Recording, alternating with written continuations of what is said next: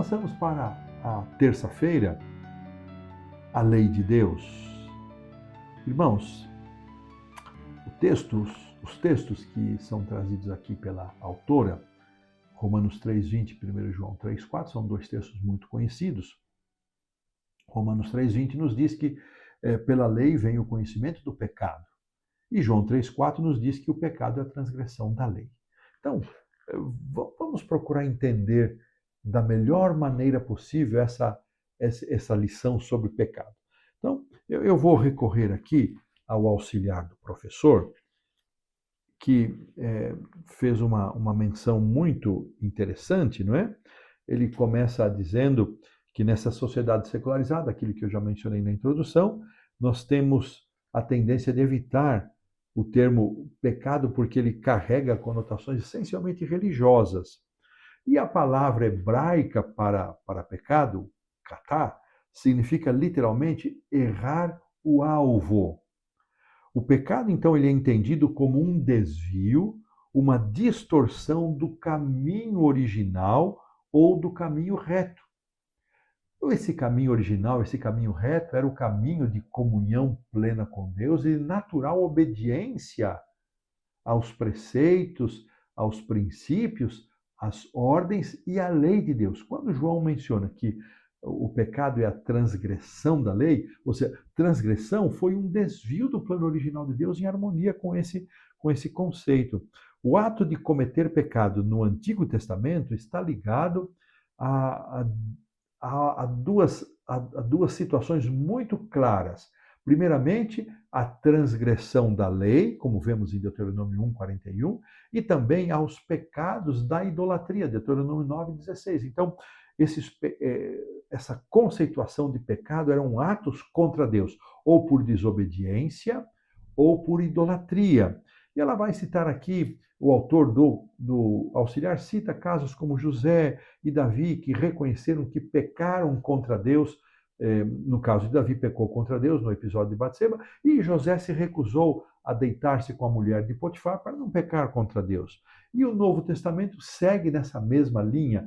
As ações de pecado que estavam em relação com o próximo também eram entendidas como pecados contra Deus. Então, pecado é um desvio, é o erro do alvo, é um desvio do plano original de Deus. E nós precisamos entender que Deus criou o ser humano perfeito, sem nenhuma inclinação para o mal. Eu vou pegar aqui o livro Educação, eu deixei aqui separado, algo que me agrada muito, não é?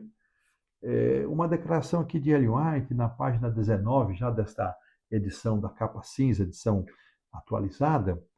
Ellen White diz o seguinte, que o pecado, ele não somente nos exclui de Deus, ou seja, faz separação, como diz Isaías 59:2, mas ele também destrói no coração humano o desejo e a capacidade de conhecê-lo. Olha que declaração impressionante.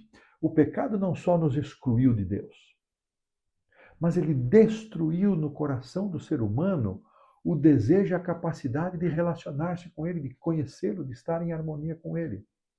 Então, Satanás, tomando esta condição do ser humano de ter zerado no coração do ser humano a capacidade e o desejo para conhecer e relacionar-se com Deus, o ser humano estaria completamente perdido.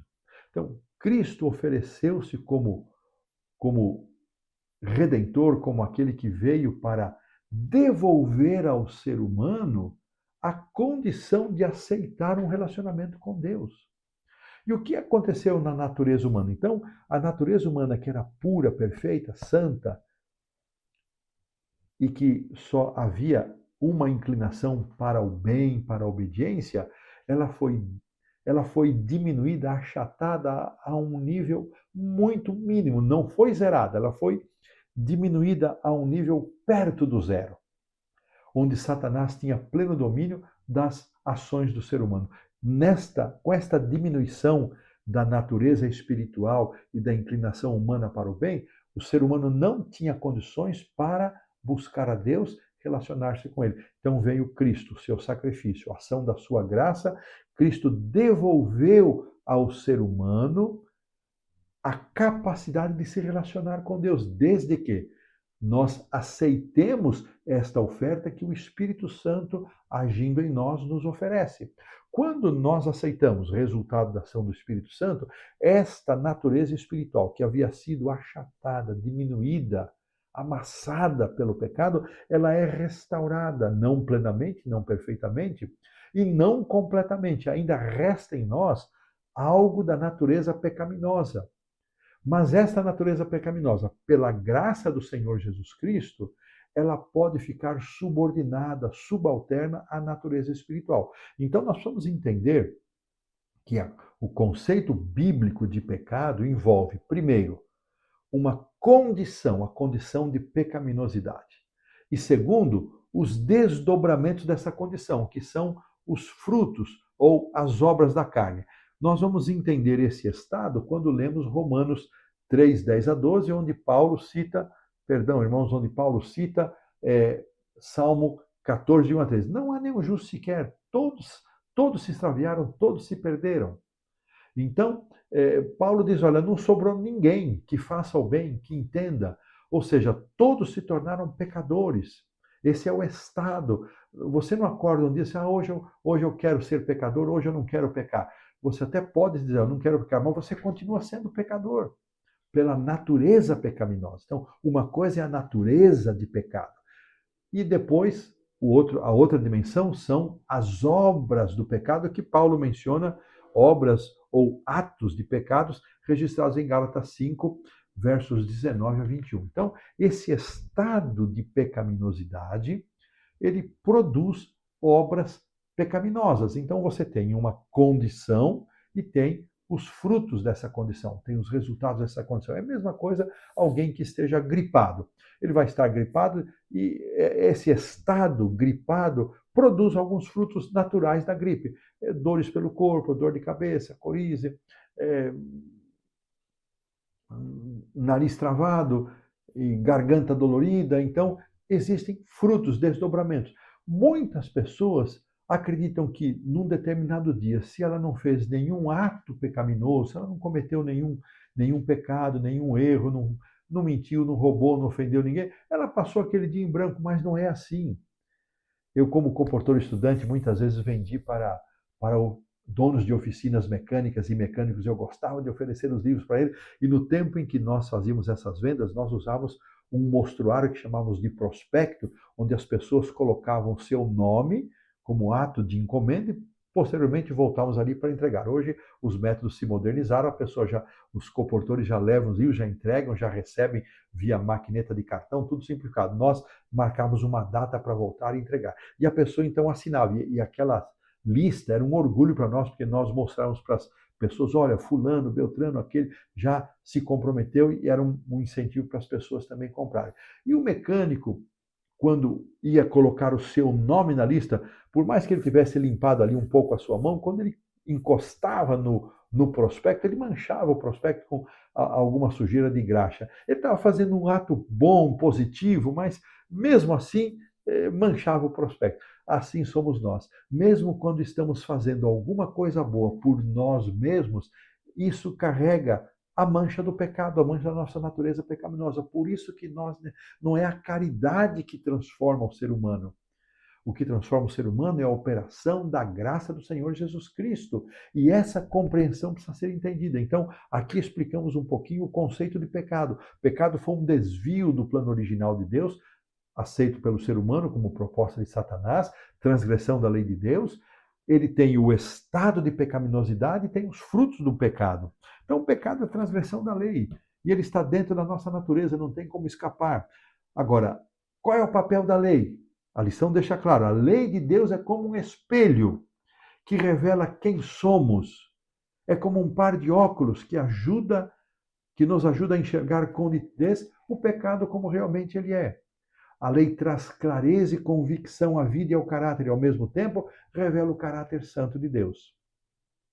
Então, meus irmãos, a lei, ela nos mostra o pecado. Eu não saberia que eu cobicei, se a lei não dissesse não cobiçarás, eu não poderia jamais saber que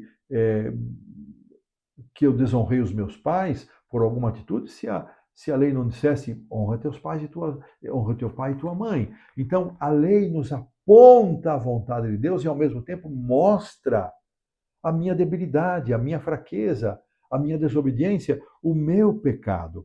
Assim, se, por um lado, a lei mostra o pecado, qual é a sua função em relação à minha salvação? Bom, isso é o que nós vamos estudar na lição da quarta-feira. Para esta lição da terça-feira, entendamos essa relação entre lei e pecado. O pecado é a transgressão da lei e a lei nos mostra o desvio natural da nossa conduta humana. E aqui, no final, a autora ela diz, reflita nessas questões. Em uma escala de 1 a 5, quão preciosa é para você a palavra de Deus, incluindo aí os princípios da santa lei de Deus? Quando penso na lei de Deus, será que eu acredito que ela tira a minha liberdade? Ou ela me fortalece e me protege? O que mudaria se a lei de Deus, o amor a Ele e ao próximo, não é? Estivesse no centro da minha vida e da minha família? Que mudanças aconteceriam na minha vida se esses princípios de amor, a lei de Deus, estivesse na nossa vida em constante operação? Quero ler aqui algo que eu encontrei nos comentários de Ellen White, para a lição 9, relacionados a esse dia, página 65 ali no comentário sobre a lei de Deus, e ela diz o seguinte: por meio de Cristo são providas ao ser humano tanto a restauração quanto a reconciliação. Olha que palavra bonita. O abismo produzido pelo pecado foi transposto pela cruz do Calvário. E é com esse pensamento que eu quero encerrar a lição que falou de pecado, transgressão, papel da lei de mostrar a malignidade do pecado, de nos apontar, mas também aponta o caráter de Deus. Mas eu quero terminar a lição com esse pensamento tão maravilhoso, que o abismo produzido pelo pecado foi transposto, pela cruz do Calvário, está em Mensagens Escolhidas, volume 1, página 306, e é pensando nesse Cristo maravilhoso que transpôs o abismo do pecado com seu sacrifício na cruz, que nós encerramos a lição, pomos um ponto final na lição da terça-feira.